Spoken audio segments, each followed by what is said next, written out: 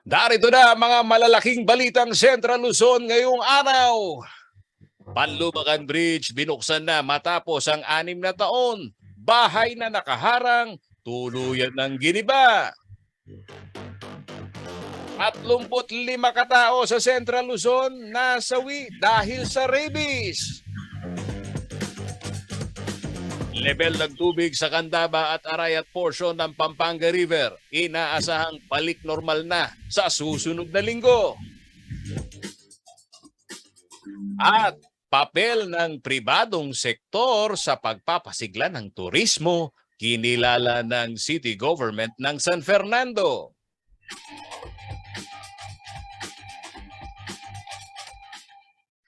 Magandang araw mga karayon. Sa ngalan po ni Kuya Justin Dizon, humahalili inyo lingkod, Paulo G. Santos, at 30 ho ngayon ng Setyembre, Biyernes mga kaibigan. Samahan ho ninyo kami sa amin pong mainit na balitaan. Mga kaibigan, eto na, makinig po kayo. Una hong balita ho namin, buena mano, dito ho naman ho sa kaganapan sa ating pong Kongreso. Niratipikahan na ho ng mataas na kapulungan ng Kongreso nito hong Miyerkules ang Bicameral Conference Committee report para naman ho sa SIM Registration Act at ang pagpapaliban ho sa barangay at sangguniang kabataan na eleksyon. Mga kaibigan, ito sa Senate Bill number 130 o ang SIM Registration Act, ipinag-utos ho sa mga gumagamit na electronic device na irehistro ang kanilang subscriber identity module o itong SIM upang masugpo ang mga krimen. Kabilang na ang naglipanan hong text scams na bumibiktima naman ho sa maraming subscriber. Kinakailangang isumite ng mga SIM owner ang kanilang buong pangalan, date of birth, address at valid government issued ID. Ayan, malinaw ho mga kaibigan kung ano ho mga requisitos. Sa ilalim naman ho ng panukala, may karampatang parusa ang mga magbebenta ng nakaw na SIM. Pati na rin ho ang spoofing o pagsusumiti naman ho ng nakalilito at hindi tamang impormasyon hinggil ho sa pinanggalihan ng phone call o text message para manloko. 180 days ang registration period para ho sa prepaid subscribers, habang ang mga postpaid subscribers naman ho ay automatic nang nakarehistro. Samantala, mga kariyon, nirapikahan din ho ang panukalang pagpapaliban sa barangay at SK election, mga kaibigan. Sa huling Lunes ho ng Oktubre 2023, idaraos ho ang BSK election na nakatakda sana sa December ngayong taon. Ayun, makinig ho kayo dito sa balitang ito, lalong-lalo na yung mga may ambisyon ho na tumakbo dyan sa barangay level. Pagkatapos ho nito ay gaganapin kada 3 taon sa buwan ng Oktubre ang mga susunod ho na halalan para ho sa barangay at SK election. Itinapat umano ang buwan ng halalan sa SEMBRIC ng mga mag-aaral para ho may panahon ang mga ito na makauwi sa mga probinsya at makaboto. Ang mga mahahalal naman ho sa October 2023, mga kaibigan, ay magsisimulang manungkulan sa November 30 ng taong 2023. Dahil ratified na ang dalawang panukala, ito ay isusumite sa Pangulo para malagdaan at tuluyan na hong maging ganap na batas.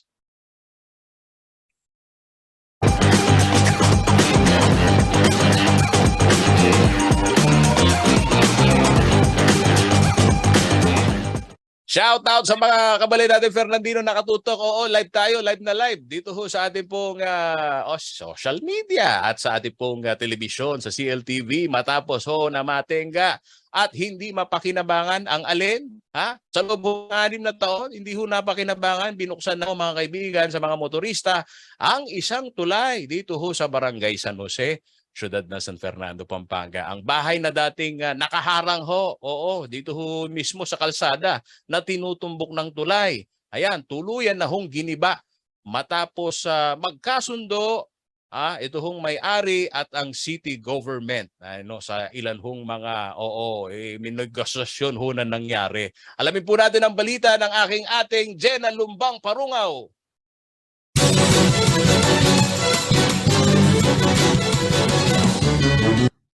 Motorsiklo, pedicab, tricycle o four wheels man ang iyong sasakyan, maginhawa ng makakapagparoot pa rito sa Barangay San Jose at katawing mga barangay sa siyudad San Fernando, Pampanga dahil sa pagbubukas ng Panlumacan Bridge. 6 na taon na ang nakararaan nang matapos ang konstruksyon ng tulay na ito, ngunit hindi napakikinabangan dahil mayroong bahay na nakaharang sa mismong kalsadang tinutumbok ng istruktura. Pero nitong linggo, naputol na ang matagal na paghihintay ng mga motorista at mga residente. Binuksan na ang tulay para sa halos lahat ng uri ng mga sasakyan. Ayon kay Mang Robert David, isang barangay tanod na naka-duty sa pagtatrapiko, saksi siya sa mabigat na daloy ng trapiko araw-araw noong nakasara ang tulay. Tanging ang makipot na steel bridge lamang dito ang pinagtityagaan ng mga motorista. Kung walang magbabantay na barangay, tsaka ginagawa namin tuwing umaga, sinasara namin one way lang. One way lang para papasok lang, walang palabas. Para yung traffic, hindi masyadong maano. Ngayon, nakabukas na ito, wala nang traffic, okay na. Maliwalas na. Regular na dumadaan sa San Jose si Mark Balboa at pumapasada naman ang pedicab si Mang Bonifacio Perez. Malaking bagay daw para sa kanila ang pagbilis ng biyahe dahil sa pagbubukas ng Panlumacan Bridge. All good naman kasi magagamit na rin to kasi tagal na natin ganito eh. Saka at least ngayon madadaanan na, napapakinabangan na ng mga tao. Malaking ginawa, sir. Sobrang laking ginawa. O gaya nga dati kailangan mo pang magantay, dadaan muna yung galing doon. O ngayon dito pwede ka na dumiretso. Okay naman po ngayon, maganda na yung dali ng trapiko para dinadaanan na yung kalahati. Maganda rin para yung pagpasok ng eskwela, pagbukas ng eskwelahan para madaan ng mga estudyante po. Malapit naman ang bahay ni Aling Gloria sa nasabing tulay at batid niya ang takot sa mga estudyanteng nagdaraan dito. Ngunit ngayon, ginhawa raw ang hatid ng mas malapad na daan para sa mga nais makatipid at naglalakad na lamang patungo sa paaralan. Maganda, nakatulong ng malaki. Maganda na yung daloy ng trapiko ngayon. Saka yung mga batang mag-aaral ayaw nilang maglakad, gusto naka-wheeler na kasi natatakot baka kala nila nasasagasaan.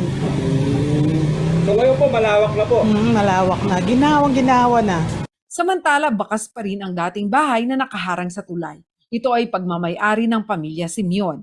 Pagkatapos ng 6 na taon na pagmamatigas na huwag lumikas, ay voluntaryo nilang tinibag ang kanilang bahay. Ito ay matapos sumang-ayon ni Mayor Vil Macaluwag sa matagal na nilang hiling na bahay na malilipatan kapalit ng kanilang pag-alis. Maliban pa ito sa kompensasyon na ibibigay sa kanila ng Department of Public Works and Highways o DPWH. Jana Lumbang Parungaw, CLTV News.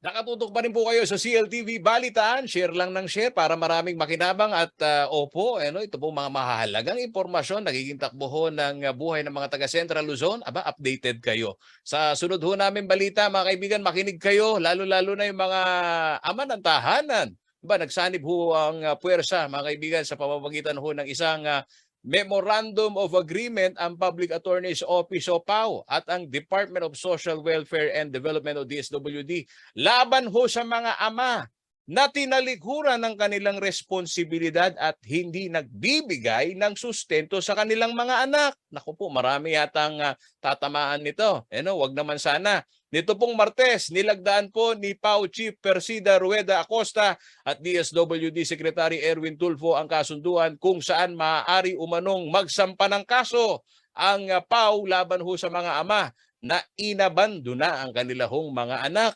Ayon ho sa dalawang ahensya, mga kaibigan, mga kareyon, malinaw umano sa batas na obligado ang isang ama na magbigay ho ng suporta sa kanilang anak hanggang umabot ito sa 18 taong gulang.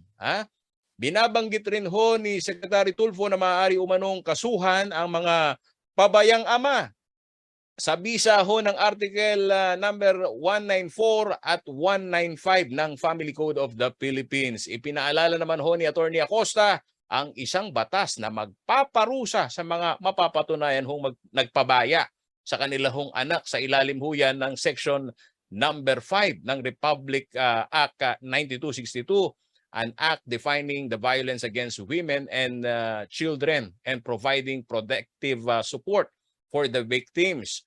Pagkakabilanggo ng 1 hanggang 20 taon at multa ho na 100,000 pesos hanggang sa 300,000 pesos ang naghihintay ho sa mga pabayang ama. Ayan mga kaibigan, ito ho yung mga penalty. Bunsod ho nito, hinihikayat ng DSWD ang mga ina na makipag-ugnayan naman ho sa alinman hong kanilang tanggapan para i-report ang mga ama na tumatangging magbigay ng sustento sa kanilang mga anak.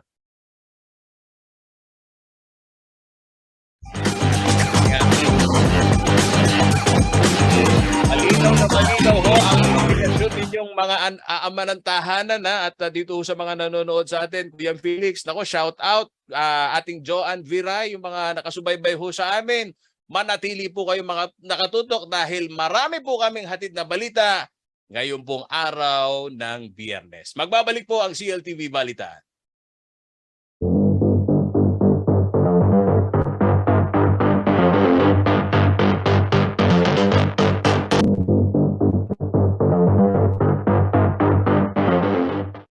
Nagbabalik po ang CLTV Balitaan. Shoutout ho sa mga maagang nanananghalian mga kaibigan para ho sa ating pong ikalawang sigwada ng ating balitaan. Makinig po kayo lalo na sa mga pet owner.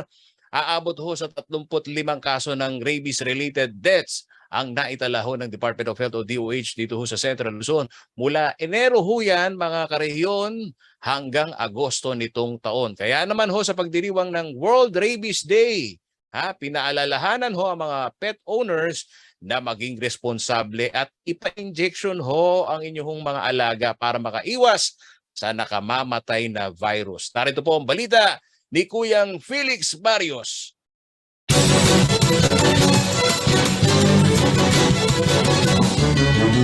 Cute man daw sa ating paningin, kung hindi maaalagaan ng husto ay nakamamatay din. Yan paalala ng mga medical professionals sa ating mga karehiyon sa pagdiriwang ng World Rabies Day sa isang mall sa siyudad San Fernando, Pampanga, Miyerkules, September 28.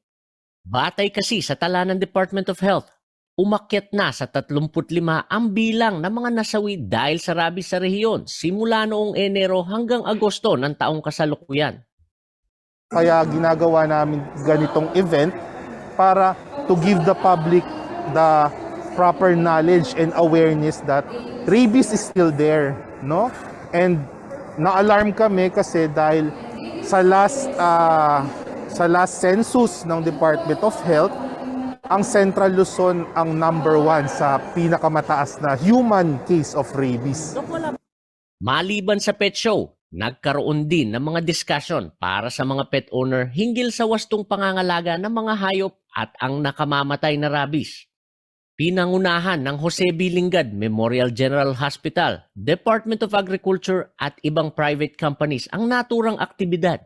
Magbigay ng awareness tungkol dun sa pagpe-prevent ng rabies, no, sa ating as a form of a disease kasi itong sakit na ito ay nakamamatay. Ayon kay Dr. Juan Paulo C. Maturan, ang officer in charge ng Animal Bite Treatment Center sa JBL MGA, mahalagang mabakunahan kontra anti-rabies ang mga alagang aso't pusa.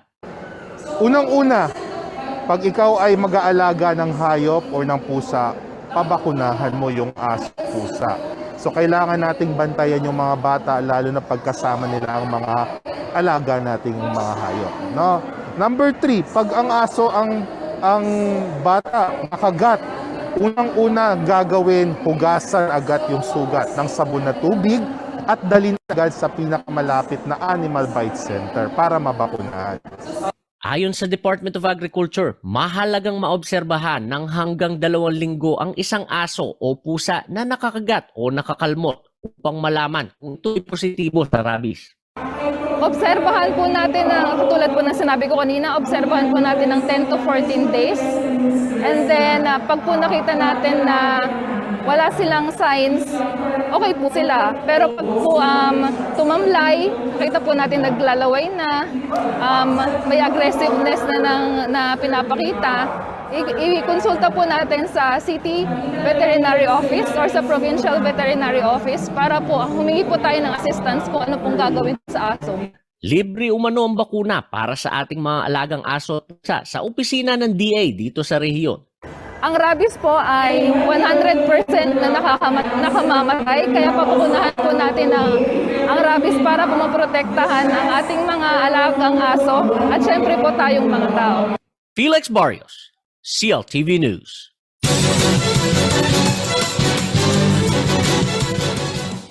Sa ibang mga malalaking balitang Central Luzon, mga kaibigan, makinig ho kayo. Aminado naman ho itong ombudsman na si Samuel Martires, mga kaibigan, na mahirap ho raw wakasan ang tindi ng katiwalian at laganap na korupsyon sa atin hong pamahalaan. Bukod pa rito, hiniling ho ng opisyal ang pagbuwag dito sa Anti-Red Tape Authority o ARTA dahil sa inagawan at nanghihimasok na raw ito sa tungkulin ng kanilang tanggapan.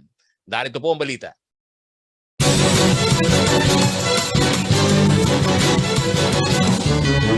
Mismong pinuno na ng Office of the Ombudsman ang naniniwalang hindi sapat ang kahit anong halaga o pondo para wakasan ang korupsyon sa gobyerno. Sa ginanap na budget hearing para sa Office of the Ombudsman itong Martes, inamin ni Ombudsman Samuel Martires na hindi umano nila kayang labanan ng korupsyon kahit gaano pa kalaki ang ibigay sa kanilang pondo kung mismong sa kanilang hanay laganap ang katiwalian. Sa pananaw ko, sufisyente yung pondo ng Ombudsman. Pero kung sa paglaban sa korupsyon, ay hindi talaga kakayanin to kahit bigyan nyo kami ng 100 bilyon piso ay hindi namin kakayanan labanan ng korupsyon. But we ourselves are fighting corruption within the office.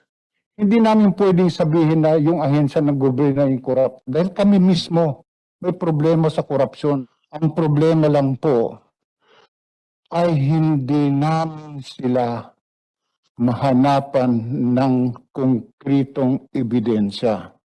Bunsod nito, pinayuhan ni Senate Minority Leader Aquilino Pimentel III si Martires na gamitin ng panukalang pondo ng kanyang tanggapan para magpatupad ng mas maraming reforma. Kabilang sa mga isusulong ni Martires ang reorganization sa Office of the Ombudsman, gayon din ang pagkakaroon ng clarificatory hearing sa admin cases para mapabilis ang investigasyon sa mga kaso kahit marami raw ang tutol dito. Importante po ng clarificatory hearing dahil doon maliliwanagan po yung investigador na may pagkakamali pala dito. You'll be able to see the demeanor of the witnesses that is presented. Ayokong ulitin yung mga nangyaring kamalian sa mga nakaraan. Gusto kong baguhin ngayon. Samantala, kailangan din umanong tutukan ng pagresolba sa inefficiencies at red tape sa gobyerno. Kasabay nito, muling pinabubuwag ni Martires sa Senado ang Anti-Red Tape Authority o ARTA. Nagpahayag ng pagkadismaya si Martires dahil nang hihimasok na umano ang ARTA sa kapangyarihan at trabaho ng Ombudsman. Batay sa Section 13, Article 9 ng 1987 Constitution, kabilang sa kapangyarihan at tungkulin ng Office of the Ombudsman ay ang pagtukoy sa dahilan ng inefficiencies, red tape, mismanagement, fraud, at korupsyon sa gobyerno at gumawa ng rekomendasyon para sa pagpapatalsik ng mga sangkot na individual.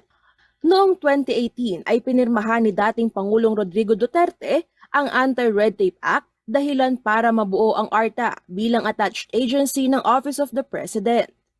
Aniya, hindi lamang umano ito makakontra noon habang dininig ng Kongreso ang batas dahil siya ang kasalukuyang mahistrado ng Korte Suprema. Alam ko po, nagpasa po ang Kongreso ng anti-red tape law. Ako po'y nanahimik. Ayoko po makipag-away.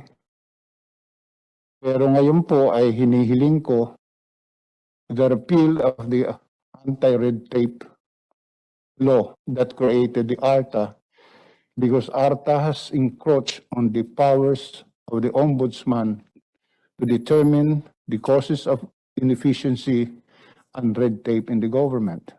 Wala ho kong problema doon. Kanya lang yung aming naisip na mga policies ay Mga simpleng policies lang po. This will give the local government units and the department heads the authority to discipline its own men. Not for the ombudsman to say na kayo yung nagkasala, no. We will not interfere in the quasi-judicial functions of any government agency, Your Honor. Sa isang pahayag na inilabas ng Anti-Red Tape Authority o ARTA noong September 14, sinabi nito na iginagalang umano nila ang opinyon ni Martires at nakikipag-ugnayan na rin ng mga ito para humingi ng paglilinaw sa investigative function ng ahensya upang matiyak kung ito ay naaayon sa jurisdiksyon ng Office of the Ombudsman. Angelica Cara, CLTV News.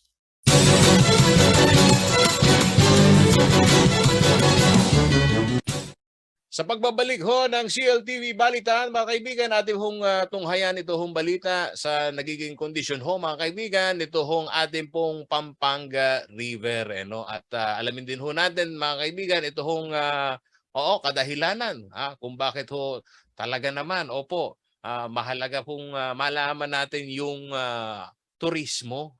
Opo, dito ho sa syudad ng San Fernando, Pampanga. Ang mga kaganapan pong yan. So, baybayan po ninyo sa aming pagbabalik.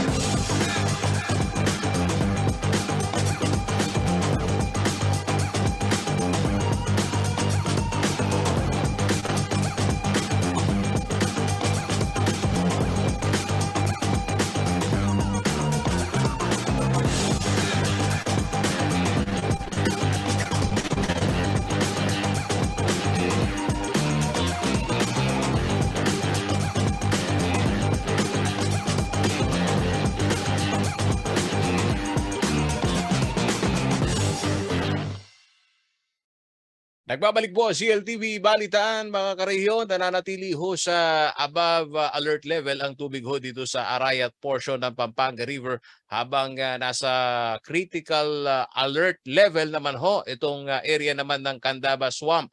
Batay ho yan sa monitoring ng River Basin Flood Forecasting and Warning Center. Umaga ho nitong Huwebes, September 29. Matatandang sa kasagsagan ho ng Bagyong Karding, umakyat ho sa 8.35 meters ang level ho ng tubig diyan ho sa Arayat portion ng ilog. 6.1 meters naman ho diyan ho sa area naman ng Candaba portion.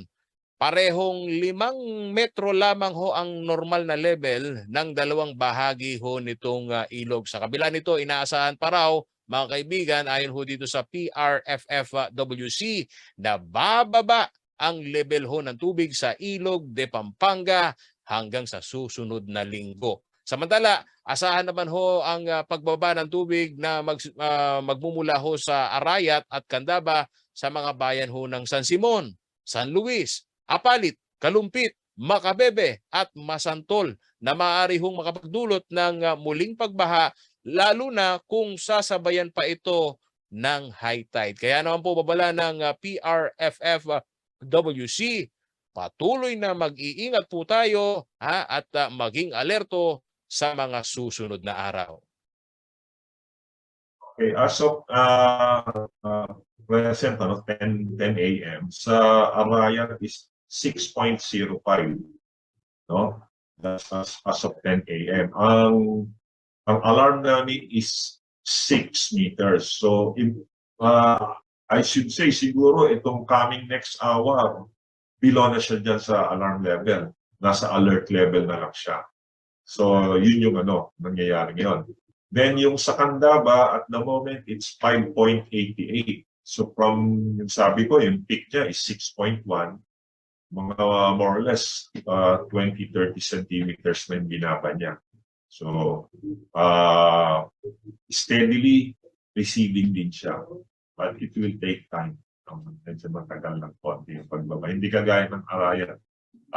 Medyo mabilis-bilis ng konti yung pagbaba. Very slow, no? Napakabagal kasi it's a swamp. Aabuti ng ilang araw to, ay dahan-dahan naman siyang bumababa. Pero at a very slow rate ng mga 0.02 to 0.05 centimeters lang, parang ganyan. No? So, I guess it will take us until weekend and even beyond that bago talagang totally makumupa, no? Pero siguro by weekend, baka manageable na, tolerable na yung taas ng tubig. Hindi na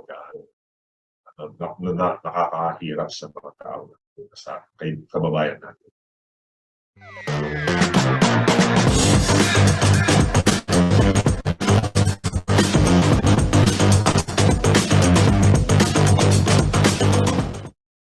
Sa iba pong mga balita, mga karehiyon, kinilala ho ng City Government ng San Fernando, Pampanga ang iba't ibang individual, grupo, establishmento at institusyong pampribado na malaki ho ang ambag, mga kaibigan, sa pagsusulong ho ng lokal na turismo.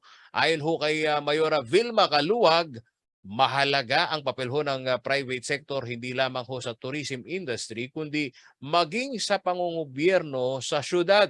Samantala, kabilang naman ho sa mga ginawaran ng parangal bilang industry partner ang CLTV. May detalye ho ng balitang yan si Kuyang Felix Barrios.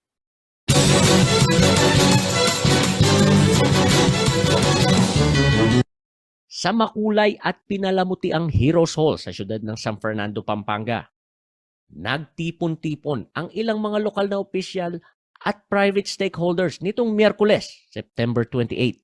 Ito ang Tourism Star Awards kung saan higit 160 organisasyon, establishmento at institusyon ang kinilala ng city government para sa kanilang natatanging ambag sa pagpapasigla ng lokal na turismo. Ayon kay Mayor Vilma Caluag, hindi lamang sa pagpapaunlad ng tourism industry makikita ang kahalagahan ng pagtutulungan ng local government sa private sector.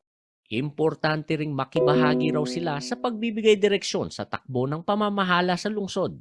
Yung hindi natin nakikita, sila yung nakakakita at binibigyan nila tayo ng idea. So tinutulungan nila tayong mga gobyerno. Ito na ang ika-5 taon ng Tourism Star Awards. Sa loob ng kalahating dekada, patuloy ang pagkilala ng City Government ng San Fernando sa mga nagsusulong ng promosyon at pangangalaga sa turismo, kasaysayan, kultura at sining ng mga Fernandino. May 8 kategorya ang Tourism Star Awards ngayong 2022 na naaayon sa new normal. Ito ang Department of Tourism Accredited Establishments, Tourism Statistics Excellence, COVID-19 Tourism Heroes, Most Participative Tourism Frontliners, Child Safe Tourism, Barangay Tourism Program Champions, Incident Management Team Compliant MICE Facilities, at mga partner organizations. Kailangan natin yung pagtutulungan ng pampribado at pampublikong sektor para tuloy-tuloy ang paggaling natin at pagbangon, lalong-lalo na sa industriya ng turismo ngayong panahon ng pandemic. We're one of the most active tourism offices in the region. Isa ito sa mga incentives na binibigay natin sa mga tourism stakeholders. But more than that, mas kabuuan doon, makita natin na komprehensibo yung mga programa ng pamahalaang lungsod patungkol sa turismo. Lalong-lalo na sa suporta ng ating butihing Mayor Vilma Caluag. Samantala, Isa naman ang CLTV sa mga kinilala ng City Government ng San Fernando pagdating sa pagsusulong ng turismo sa syudad. Sa ngalan ng pamunuan ng Laos Group Company sa ating late Chairman Levy P. Laos at syempre sa pamunuan ng CLTV at sa mga kawani nito, nagpapasalamat tayo sa City Government of San Fernando. Asahan po ninyo na kami ay kapartner, patuloy na maging kapartner ninyo sa pagiging enabler of public good. Bukod sa awarding ceremony, nanumpari ng mga individual na miyembro ng Arts and Culture Council ng syudad. Felix Barrios, CLTV News.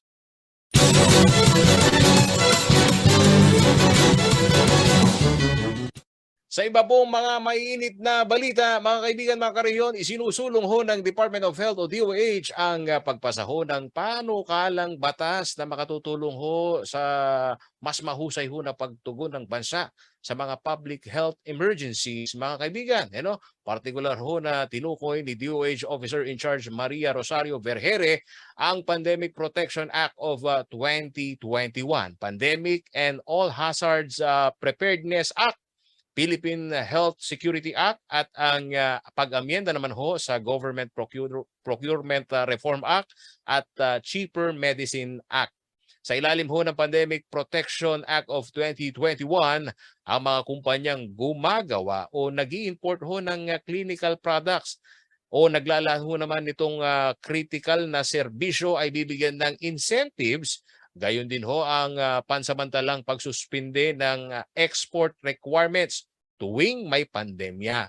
Habang ang Pandemic and All Hazards Preparedness Act ay layo naman hong gawing handa ang bansa sakaling may umiiral ho na pandemya o state of public health emergency at mapataas ho ang kapasidad ng mga healthcare facilities.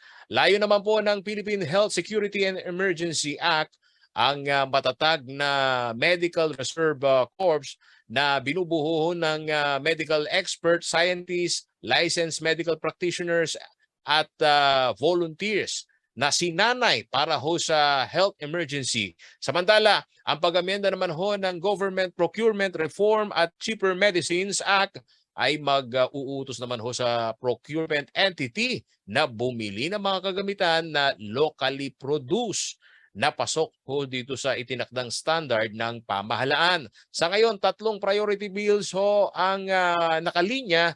Dito naman ho sa legislative agenda ni Pangulong Ferdinand Marcos Jr. ang pagbuo ng isang Virology Institute at ang Medical Reserve Corps at ang Center for sa priority bill, mga karehiyon, sinusuportahan din ho ng DOH ang pagtatatag ho ng Pharmaceutical Economic Zone.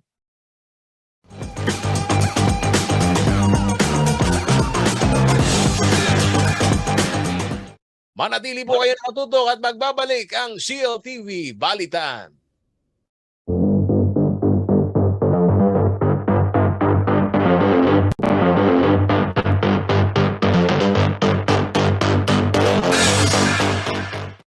Nagbabalik po ang CLTV Balitaan, mga kaibigan. Binuksan ho ngayong araw ito hong Regional Travel and Tourism Fair dito sa siyudad ng San Fernando na dinaluhan ho ito ng nasa higit 40 mga establishmento. Ayan, nakikita ho ninyo sa inyong TV screen. Ito hong ribbon cutting at live. Oho, mga kaibigan, andyan ho ang ating pong reporter na si Kuyang JM De Jesus para malaman natin kung anong ganap at sino-sino itong mga participants nitong malaki hong Regional Travel and Tourism Fair. JM, ano ganap? Pakikwento mo. JM. Ayan, mga kaibigan, nakikita ho ninyo yung pong mga local products na available na ho, mga kaibigan, na pwede ho tayong mamili dyan. Lalo na yung mga umuuwi ho ng probinsya at pumupunta ho dito sa isang malaking mall sa siyudad ng San Fernando, Pampanga. Mula ho sa masasarap ho na kakanin. Naku, nakakatakam na tignan, JM. Ayan, habang inaayos ni JM ang kanyang connection, mga kaibigan. Talaga naman, ayan meron na hong mga tumitingin-tingin pa ng mga produkto. Ayan Lolo Ray, mamaya pupunta tayo dyan ha. At itong mga nakikinig sa atin na opo, sa pamamagitan po ng social media na nakikibalita dito sa Central Luzon. Ayan, ang masarap na kakanin, yung mga matatamis ho ng pagkain. Naman, napakasarap ho ng pagkain na yan. Yung pagka ho kayo nagawi ho ng probinsya, ang hinahanap po talaga natin, ito hong mga local products. Yung mga pinagmamalaki ho ng, ay, may itlog na maalat po. Paborito ho yan ni Kuyang Art, ha? At ni paring Sernan, yung mga chicharon. Isa pa ho yan na isulat ho ninyo mga kaibigan na maaari ho nating mabili dito ho sa malaki hong regional trade fair mga kaibigan. Ito hong travel and tourism. Dahil ho mga kaibigan, alam nyo ho baga na ito hong turismo ho natin, isa ho yan sa contributor ng ating pong ekonomiya. So, ito hong mga SMEs, shout out sa kanila. Siya nawa ho, mga kaibigan, kumota kayo dyan sa inyong benta ngayon dyan ho sa Regional Travel and Tourism Fair. Saan yan? Dito lang ho, mga kaibigan, sa siyudad ng San Fernando, Pampanga. So, antabayan ho ninyo yung follow-up report ni Kuyang JM De Jesus mamaya 6:00 ng gabi sa amin pong CLTV Balitaan. Ano pa ang balita namin?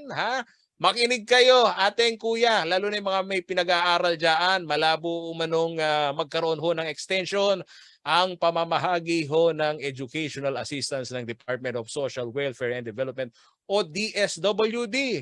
Ito ho ay matapos ang matagumpay na distribution naman ho ng 1.7 billion pesos na halaga na tulong ho sa 713,916 student in crisis na mula ho August 20 hanggang September 24. Ayan. Ayon ho kay DSWD spokesperson Romel Lopez, naubos na umano ng ahensya ang lahat ng inilalaang pondo para sa programa at gumamit na rin umano ang mga ito ng karagdagang budget. 1.5 billion pesos mga kareyon ang initial ho na pondong inilaan ng DSWD para naman ho dito sa educational assistance, ngunit 1.7 billion pesos ang kanilang naipamahagi. Lumampas din ang kagawaran mga kaibigan sa target nitong 400,000 beneficiaries. Paliwanag naman ho ni DSWD Secretary Erwin Tulfo, mangangailangan pa sila ng karagdagang 200 to 300 million pesos para humuling buksan ang educational assistance program. Hindi raw sapat ang 1.5 billion pesos budget, lalo pat umabot na umano sa 2 milyon ang bilang ng mga estudyante na nagparehistro para ho sa cash aid.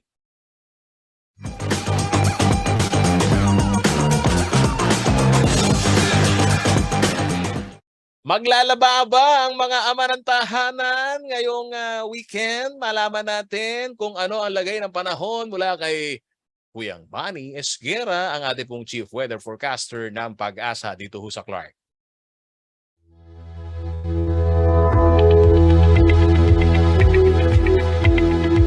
Narito po magiging taya ng panahon sa susunod na 24 oras.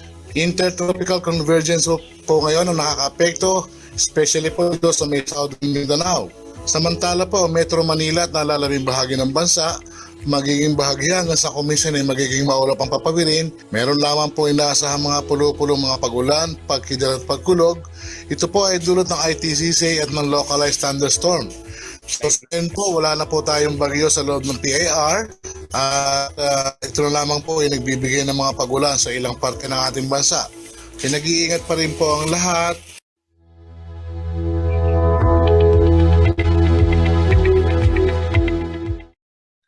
Nagbabalik po ang CLTV Balitaan mga kaibigan, sa lahat ho ng mga taga-subaybay ho namin. Opo, maaari po ninyong sundan ang aming pong mga CLTV, Facebook page, YouTube channel. Ay naman, kumpleto ho kami dito. Papaano? Ay yan ang tanong ng ating mga follower sa aming pong Facebook at CLTV 36 Official at CLTV 36 News. Sa amin pong Twitter account, maaari po ninyo kaming subaybayan. Ayan, i-type nyo at CLTV36. At ang aming pong Instagram, syempre nakakasabay kami sa mga millennial at Generation X, no? Lolo Ray at CLTV36 Official. Kung nais naman po ninyong balikan ang aming pong mga magagandang programa dito sa CLTV, pwede po ninyong bisitahin ang aming pong YouTube channel. Ayan, may YouTube channel din po kami at CLTV36 Official at ang aming pong website www.cltv36.tv.